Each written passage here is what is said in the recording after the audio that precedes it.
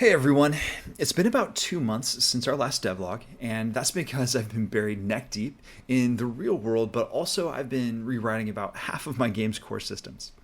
And I am excited to finally share what is new. First of all, I've settled on a name: The Waking of Haven. The name has special significance because, well, I'll let you discover that for yourself, but it does tie into the story. No spoilers.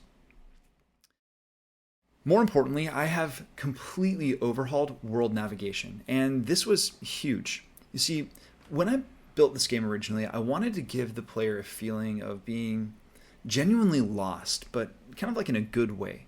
Uh, I wanted to evoke the feelings that I got when I read about the hobbits traveling through Mirkwood or through the Old Forest, or like I got when I was a kid playing Zelda in the Infinite Forest, where you just feel like you're going in circles, and any next move you might find yourself just uncovering something mysterious and magical.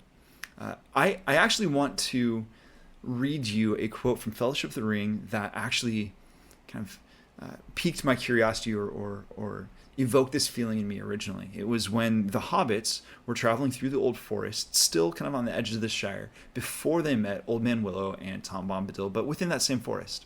Here it goes. There was not as yet any sign of a path, and the trees seemed constantly to bar their way. Pippin suddenly felt that he could not bear it any longer, and without warning let out a shout. "Oi, oi!" he cried. "I'm not going to do anything. Just let me pass through, will you?"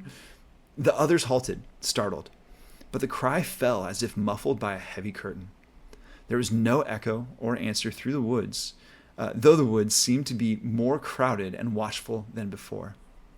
"I should not shout if I were you," said Mary. "It does more harm than good."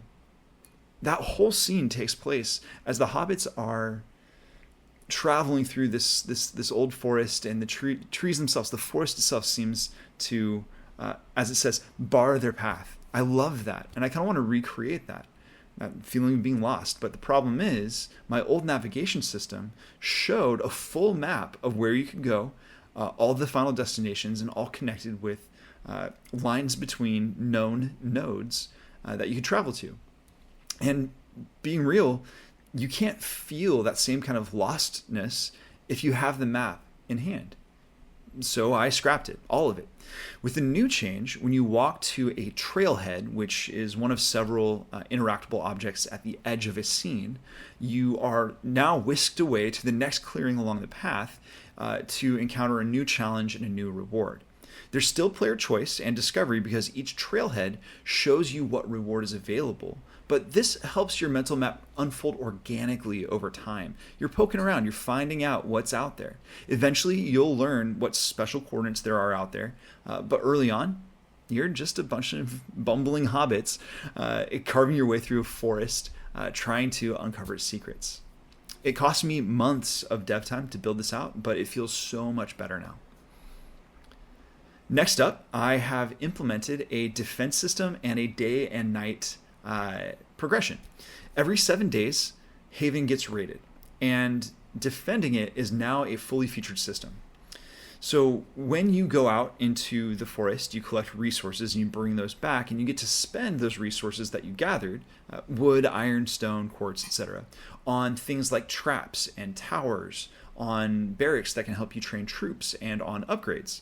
Now those upgrades and those troops and those towers, etc., are helpful for defending your haven during a raid. And during that raid, you'll use a central control panel. The UI is under improvement, by the way, to summon reinforcements, to deploy defenses, and to kind of adapt to your enemy in real time. The idea is that at the end of a raid, you will be given a gift, a prosperity bonus on behalf of the villagers, depending on how much prosperity was retained during that raid.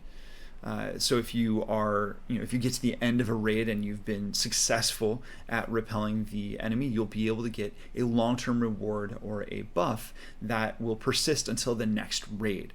Things like extra gold at the start of each new day, or perhaps a new volunteer unit who will accompany you for the next new day. I've also implemented a new kind of horde system that allows for passive enemy spawning as you're traversing through the combat nodes in the forest. This is very similar to things like Left 4 Dead or Vermintide that keeps the pacing up and keeps the combat intense and fresh. Also, I now have a semi-complete first final boss battle. You'll raid the Simian Crusaders who've taken over the ruins of a dim temple devoted to Fair, who is one of the 7 sowers.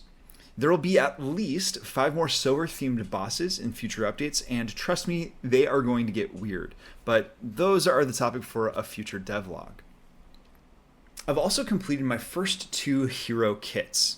The first of these 2 is the Folk Hero. She excels at rallying nearby allies and empowering them with effects like Tenacity. The second is the Archaeologist, who focuses more on using the plunder of ancient tombs, some of which have been perhaps ill-gotten, to debuff enemies and then also maybe allies. He has a playstyle that's much more chaotic and random. This comes alongside a content update where I doubled the maps available, so there are now 10 special events and 17 core maps. I've also dramatically expanded the armaments, the items, the abilities, and the units that you use to put together a synergistic build or a wombo combo. So now for the first time, players can pursue these kinds of builds and strategies that focus on these combos for a given run or for a given day. I've also kind of been focusing on the visuals and the UI enhancements in addition to a bunch of art.